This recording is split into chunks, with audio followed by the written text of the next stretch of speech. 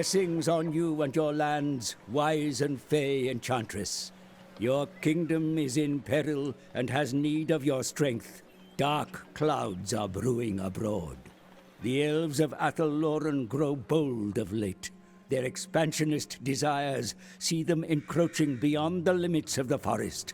Hold your own against their ilk. The nearby mountains are infested with Greenskins. As ever they battle the stubborn dwarfs, be vigilant, lest their filthy scourge infects Bretonnian lands. Along the coast, the mercenaries of Tilia sell their swords to the highest bidder.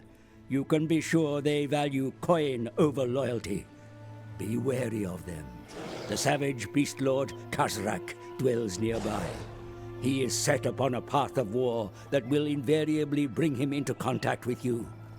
You must defeat this ruinous threat. Ever blessed by the Lady of the Lake, Bretonnian lands serve the goddess completely. Show no fear. March forth, and in her name, restore the virtue of your realm.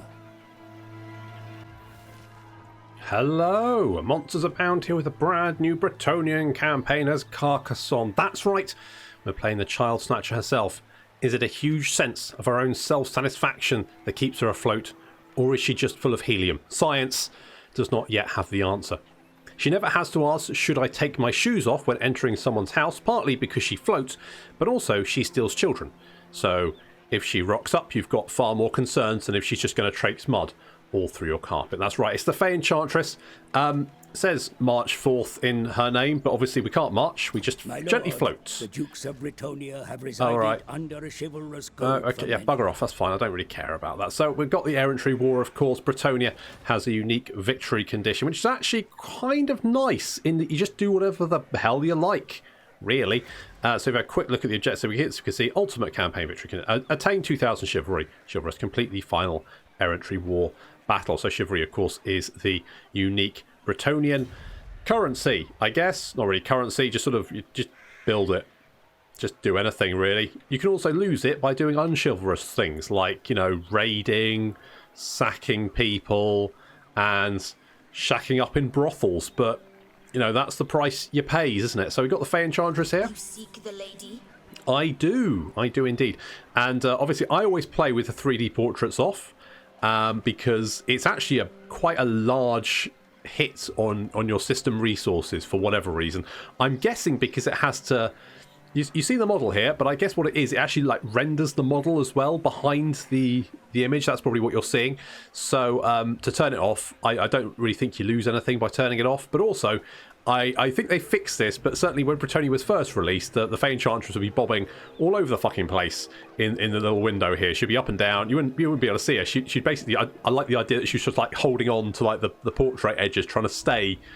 because like a helium balloon, she was just bumping up against the top of the portrait window. But she's now just locked in place there. Just her features. That's fine. Good. Right. So, what do we have for the Fay Enchantress? So, there she is with her little grail floating around. Fantastic. A bit like Jesus. But Lady Jesus. And obviously she's not walking on water, she's just floating. So we have in her lady's name, so we get 5+ peasants available for the faction, and some extra casualty replenishment rate, which of course casualty replenishment rate is absolutely fantastic, one of the most useful stats in the game, so to have plus 15% of it is absolutely brilliant. Fantastic. Good start there. And of course we get more peasants, and of course peasants... So we have the Peasants Economy. So for each settlement you control, your armies can sustain additional 2 peasant units, with your capital being able to sustain 8. When your peasants are recruited, they cannot continue working their farms. As such, farming income will decline should you recruit beyond your capacity. So that's right. So we've got a whole bunch of peasants, ugly Bretonnian peasants, working the lands at the moment. And because we've only got 11 of 15, they're fine. There's plenty of peasants to work, ugly peasants to work those horrible lands. It's fine. So we get maximum upkeep. We get plus 10% or reduction in upkeep for non-knight units. And upkeep is 100% for all peasant mobs. So we can recruit as many peasant mobs as we like. But the more peasants we recruit, the more peasants units we recruit, the less peasants there are to work on the field. And then that causes our income to drop. It increases the income for peasant mob units and reduces the upkeep reduction we get for all non-knight units. So we ideally want to keep below that limit, which is why Bretonia has no supply line increase for having numerous armies, which means we can have as many armies as we want, which is nice. And this has led me into some thinking. I don't know if this is going to work, but because... What do you seek? So, I seek... No, not that one. That's how you do it in Three Kingdoms. This one. Right, so... We have vows. Now, vows reduce our upkeep for certain knightly units. So at the moment, if we were to recruit... I mean, we can't, but if we were to recruit Grail... No, not Grail Knights, because the Fay Enchantress gets some reduction in them. If we were to try and recruit Knights of the Realm, they would be fucking expensive, because until we've got the vow to reduce their upkeep, they are super duper expensive. So what we need to do is get these vows down. So if we get the Troth of Protection, it reduces greatly the upkeep for Knights Errant, Knights of the Realm, and Pegasus Knights, and it also gives us some additional bonuses. So we need to complete one of these what's it? So we need research 5 technologies while leading an army. Fair enough. Be present in 5 regions when a building... Sure, okay, that's fairly easy. Rank up 5 times after taking the pledge. Okay, well that's... I mean, all of those... fairly straightforward, right? Now, the research 5 technologies is going to be one that just happens. I mean, I feel like most of these are going to take sort of 5 turns to start off with, potentially. Ish. Some less. 3, 4, 5. So about 25 turns we'll probably be able to then complete that. Now, I keep clicking the wrong bloody thing, don't I? Now, the other one is ranking up 5 times, and because this is the Fay Enchantress, she's going to rank up pretty quickly because she's our main army to start off with. So I think we're going to go with we're going to pledge to chivalry. So we're going to do that. So we need to rank up 5 times. And then we'll get the Troth of Protection. Then we can get the Troth of Wisdom, which greatly reduces upkeep for questing knights and gives us more campaign movement range and Winds of Magic. And eventually we get the Troth of Virtue, which greatly reduces the upkeep for Grail Knights, Royal Pegasus Knights, Royal Hippogriff Knights, and when killed in battle, this lord is wounded, and wound recovery time is -1, and we get Perfect Vigor as well. So all good things to have. Excellent. We start off with a Damsel. What is your behest? Mary, there she is. What's she got? She's Perceptive, so increases magic item drop chance, which is... It's not the most exciting trait to have, but it's not the worst. So what we're going to do is we're going to pop her in the army. And, of course, one of the things that's going to happen is we're going to get the Green and Unpleasant Land event, which effectively means that we get massively reduced public order and... rebellions will spawn, which are Greenskins. Now, that works for about 20 turns, I think.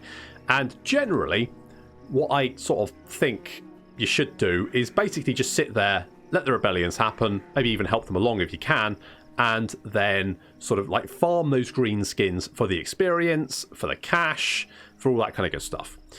However, obviously, this is a Let's Play, and that is a bit fucking boring. So what we're going to do is we're going to strike out, and we're going to see if we can be BFFs with some of the other Bretonian factions. Shouldn't be difficult. So let's go and have a chat with Alberic there. I was thinking about playing an Alberic campaign, but in the end, I decided not to. Mostly because I just felt that there was already a few Alberic campaigns, so I thought there weren't very many Fay Enchantress campaigns, so we'll go for that. So that's what we're going to do. I wonder if we can get all of this. We can get military access, trade agreement, and non-aggression. No, apparently not. Okay, non-aggression and trade. How about that? Hi. Could I? It's moderate. What if I give you some money? If I give you like 800? Peasants work. It's not peasants work, mate. Jesus, get on. Oh, come on, mate. I mean, do I need to go? I don't really need to go through your well, do I? Do I? Okay, let's try that much.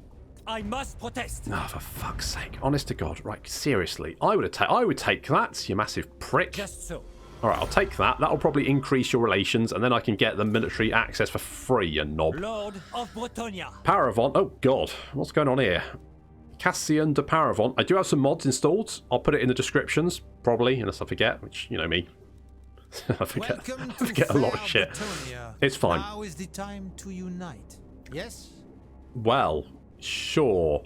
Those eyes, they're staring deep into my soul. And I'm not sure I like it. What about non-aggression? I concur. Right, good. Non-aggression is gone down fine. Right, let's go to Castle Carcassonne. Let's get... I'm thinking the Cinnabar mining, because if we get the Cinnabar, that's a little bit of income. Do we want to do that, though? Should we get public order?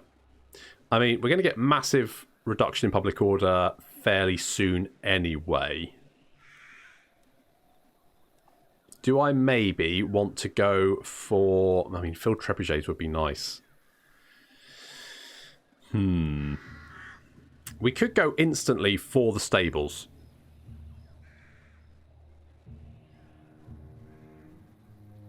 The thing is, do we want to do that? Until we get the vow, the Knights Errant are going to be, I believe... I mean, I think 175 is their reduced upkeep. So without the vow, I think they're like 4 times the amount. Rough estimate. I believe. Famous last words. So maybe let's get the... okay, I think we're going to go... I think we're going to do this. And we're going to upgrade to the rally field as well. Right, now what we're going to do is we're going to go to these... grants you safe passage in these lands. Okay, thank you. We're going to give you a little gift. I suppose so. Suppose so. Okay, fine. Right, having done that, we're going to head north. We're going to head north and we're going to hope that what we can do, because there's an orc settlement here. So when the green and unpleasant land pops up, what we're going to do is we're going to go there and we're going to take out the settlement. And that way, that'll stop that event from happening. So let's get some more peasant bowmen, because they'll be nice, and then we'll pick up some more peasants next turn. Okay, research. Now, I'm tempted to go straight for the Chivalric Code. So Paravon is there, Bordelot is there. So we could maybe go for the Chivalric Code, the Heraldry of Artois, something like that. I'm not too worried about these yet. The economic investment would be potentially nice, because obviously the more money we have, the more units we can have. But I think we're going to start off by going for the Chivalric Code. Every Bretonnian lord knows that honour and chivalry come before everything, except profits. And we've got a little commandment here. Now, the commandments for Britannia are actually quite strong. So I'm tempted to go for the Peasant's Duty and get more growth. So I think that's what we're going to do, because the more growth we have, the sooner we can build up. Bretonians don't have walls in their minor settlements. They get walls automatically when they get to a town, because Bretonia is filled with lots of 2 settlement provinces, which is a bit limited. And also, they tend to have, especially like, ideally... This is my thinking. I believe they've buffed the landed estates, because I don't believe they used to be 600 income. But they're 600 income, then you can get a water wheel, so that's plus 50%.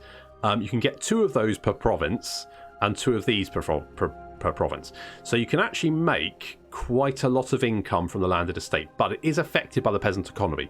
The other option is you go for the industry, and you can buff that as well. So that is an option.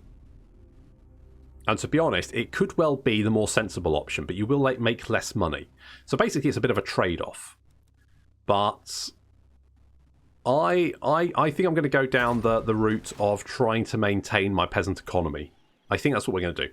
So let's end the turn. I mean, it means you're going to have more knights, doesn't it? I mean, yeah, you can have as many peasants as you like, and theoretically, well, I guess the peasant mobs won't be free if you just keep spamming them, will they? So, yeah, it's a trade-off, and I think it's difficult to tell, but I think sticking with the... hello, Doden. What's going on there? Eh? Oh, yeah, I forgot to do this thing. And I keep forgetting to get that mod. Right, allied factions, fastest. I don't care what your lords do. Enemy factions, fastest.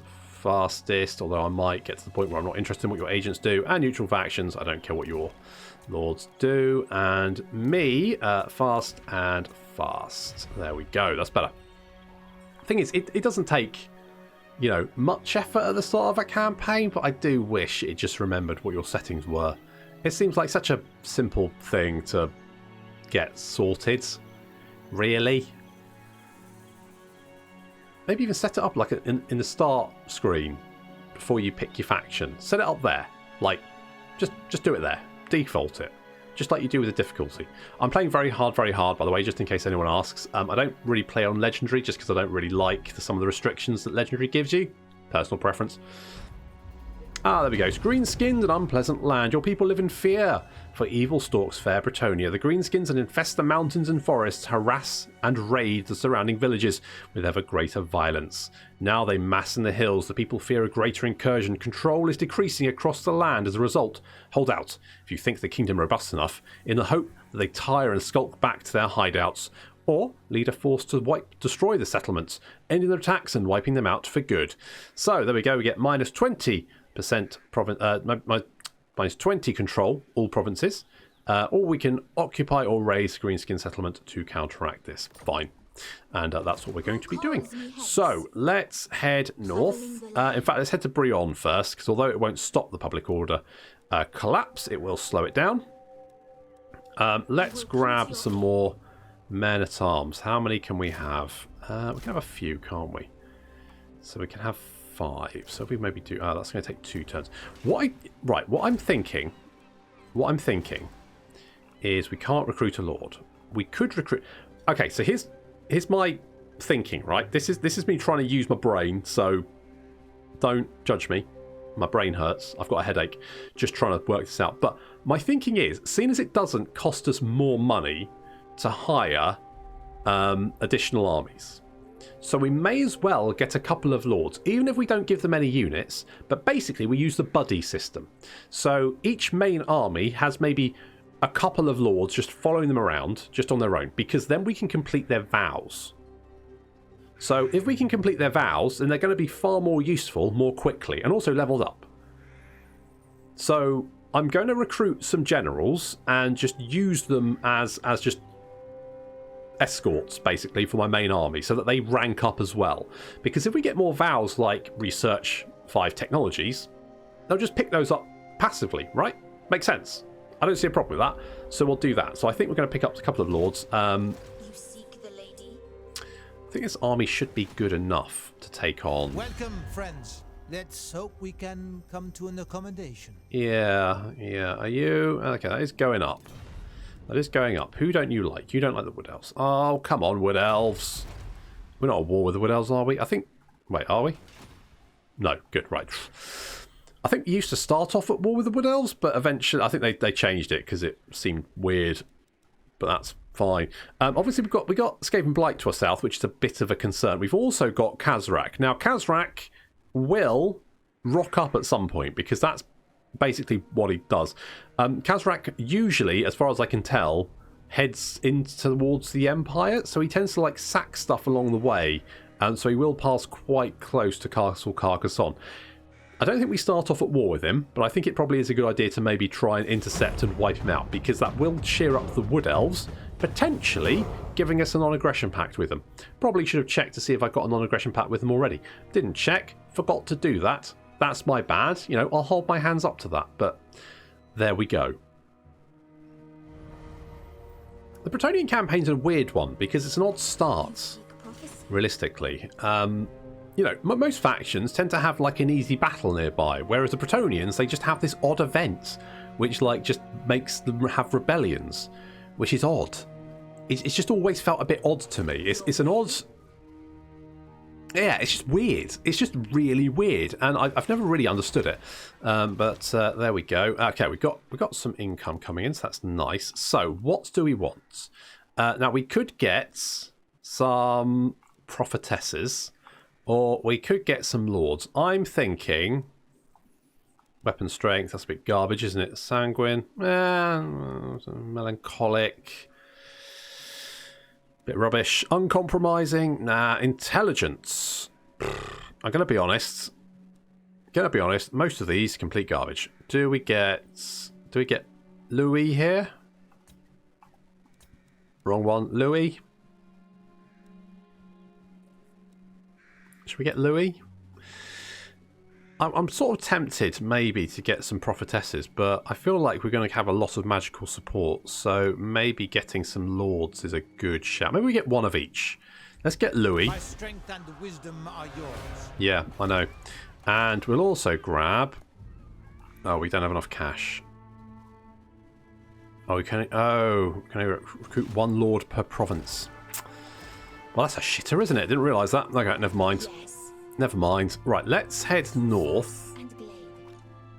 Or get him to join us as well, using the old buddy system. And I think what we'll probably do is pick up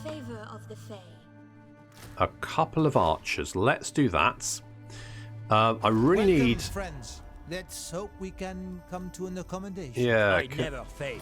Good, thank you. Can I have military access as well? Come on. You knave. I'm not a knave, you weird-eyed prick. Who does he remind me of? Like this... Oh, it's on the tip of my brain. He looks like someone. No, it's not there. I'll remember it later. Right. Okay, so we've got one lord up. That's fine. Do we have any more building we could do? We could potentially get that cinnabar mine. Yeah, we don't really have enough. Okay, I think the archers will be more use. We can go and hit that city, take it, deal with the inevitable rebellions before they crop up, hopefully. I think we've got a few turns, but not very long. And I need Paravon's say-so to go through their lands, otherwise it'll piss them off. Because apparently there's nothing worse than...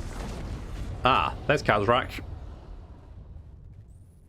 There's Khazrak. Apparently you can have like an aggression pact, you can have a trade treaty, but you want to step foot in their lands, they're like, oh no! Sacre bleu. It's like, Jesus Christ, guys, get some perspective. I'm trying to deal with the greenskin threats. I'm the fucking Fay Enchantress. In some ways, I won't be setting a foot on your land. Obviously, my army will, but me personally, no. Right, can we get... Welcome, friends. Let's hope we can come Impudent well. Okay. Payments. Offer payments. Because otherwise, I'm just going to traipse your land, you knobhead. You insult me. Right, well, screw you. You can't say I didn't try. Who calls me hence? I'm also trespassing through this guy's lands. Whoops, I forgot Alberic, sorry. It's just a little trespass, it's fine. You'll get over it. Protector of the realm. Yeah, he's all grumpy now, but eventually he'll get over it. Right, we'll send our lord over there to help out. I think what we probably want to do is actually march, because I think it's going to take a few turns. So let's go over there. I think we should be fine. Right, public order. We've got 2 turns. Let's go for control, because that'll slow down the loss. What we could maybe do is untax it. That'll slow it down a little bit as well. Should help, maybe. Oh look, there's Steak Ironjaw with a bunch of orcs. Thank God he left massive orcal. You actually could be problematic if he actually goes back. We'd have to fight. There's not a big garrison there, but we don't have much of an army, to be honest. I mean, we got the Blessed Field Trebuchet, that's nice. We got the Grail Guardians, that's pretty good. Then we've got a bunch of shitty inbred peasants. And it'll be a tricky fight, realistically. Maybe I should have gone for the tech vow rather than I should have given Louis his vow. You think it should like pop up and remind you like your lord doesn't have a vow, or maybe you want to do that. What the? Why are you you're grumpy trespassing through my... I mean, maybe it's because I trespass through his lands, I don't know, but frankly, I mean, I wanted a military traipsy thing. Access, that's the word. Military access treaty. And you were like, nah, you're right, mate. What's a bellend?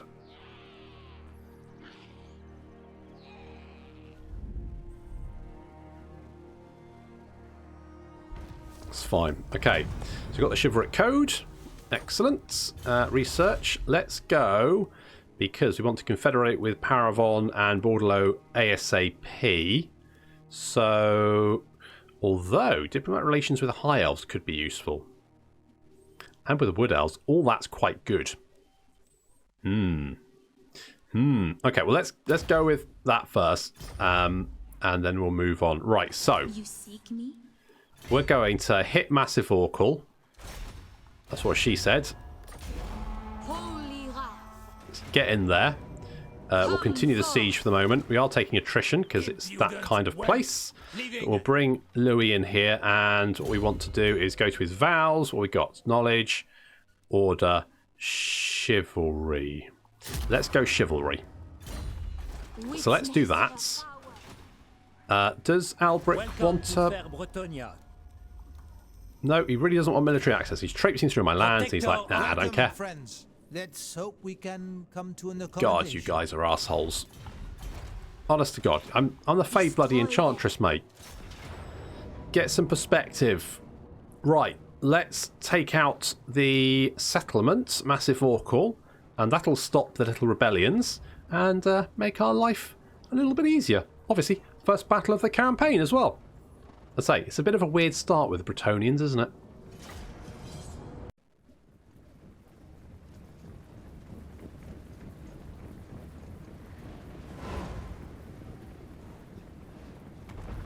First battle of the campaign. It has that new campaign battle smell. Oh, it's the best smell.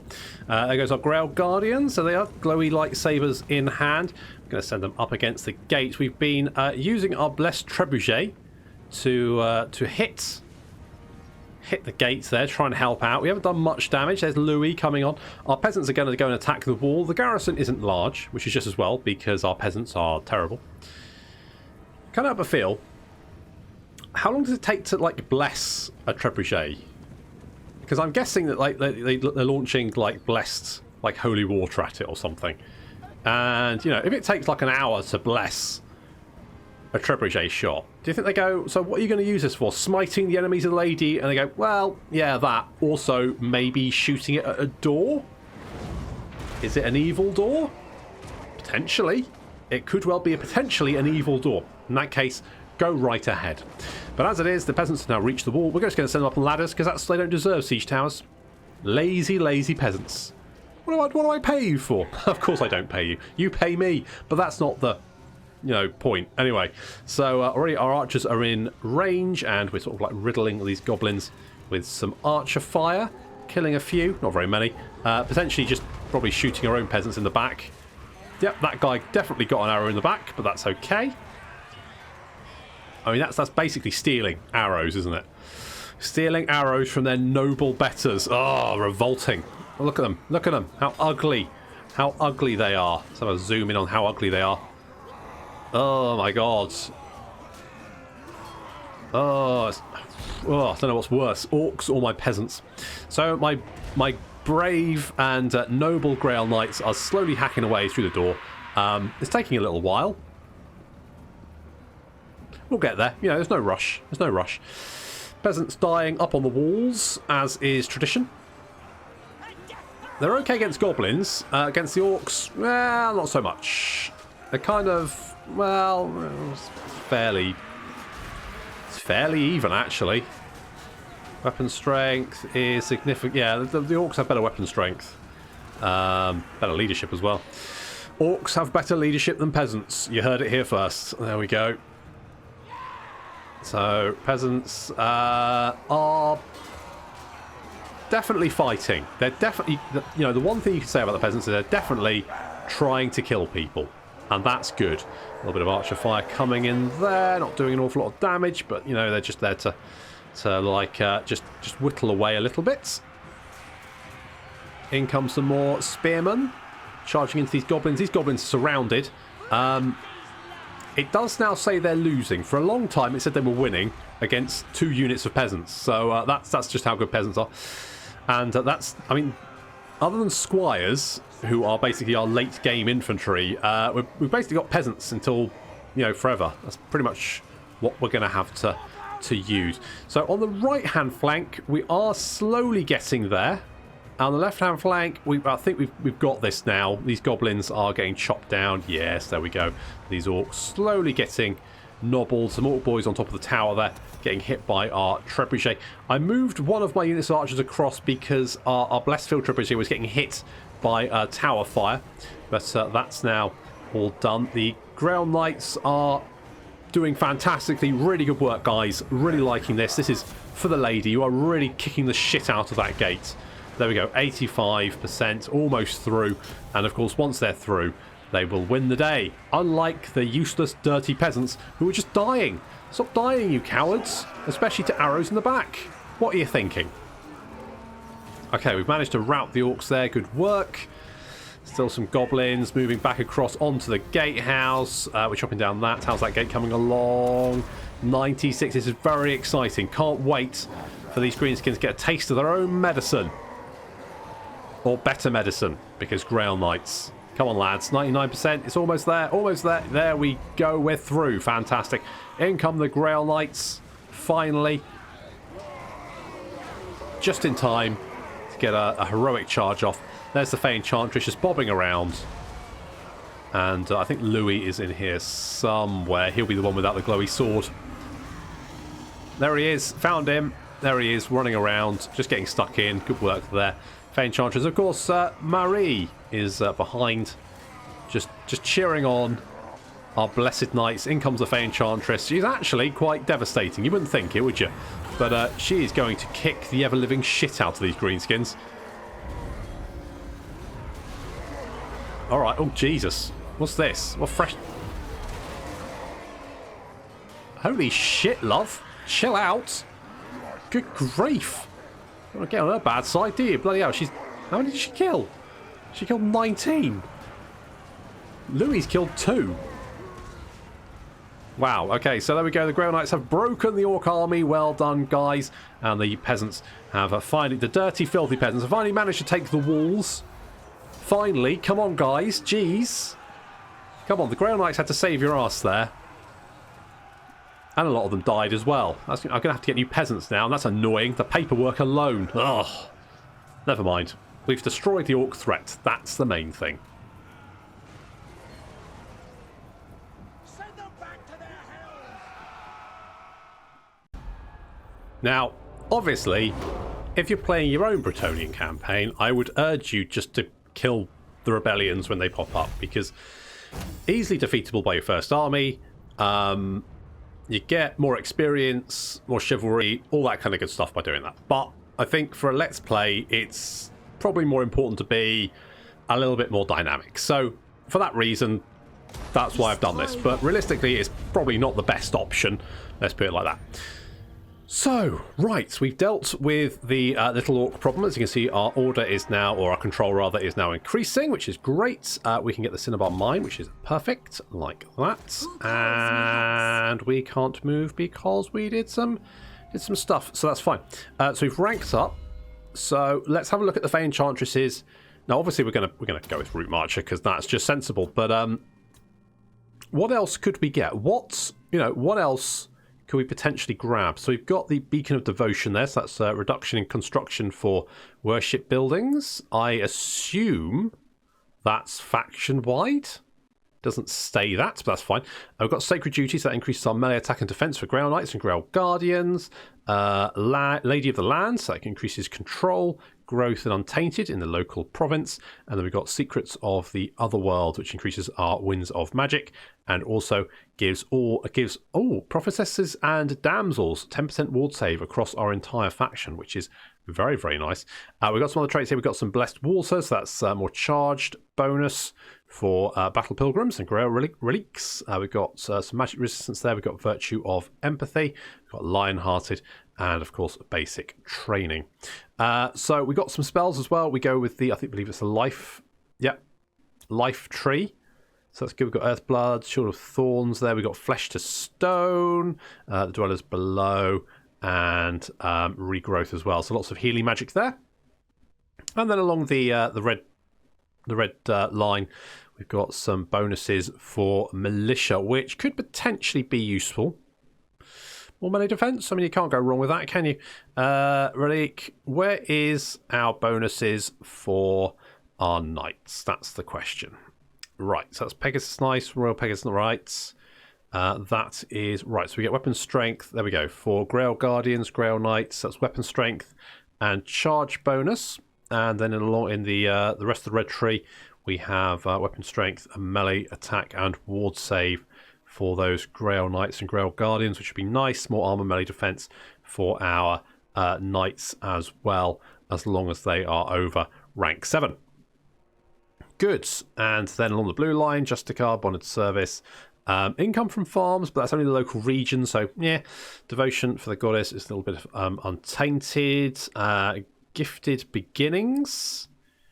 So hero capacity and hero recruit rank for damsels, which is quite nice. Lightning strike, of course.